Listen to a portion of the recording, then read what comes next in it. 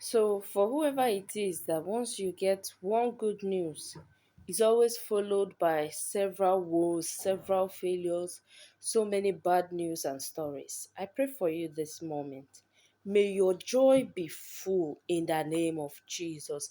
Every thief of joy around you, is it in your life, is it in your family, wherever this thief of joy is, that once you have one good news, they will follow it up with several bad news and heartaches. May there come an end to that pattern and trend in the name of Jesus.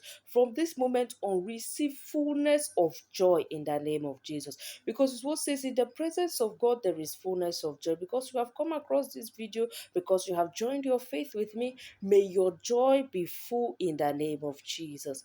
God bless you. Go out, experience fullness of joy, and every attack on your victory is repelled. In the mighty name of Jesus, I pray. Amen.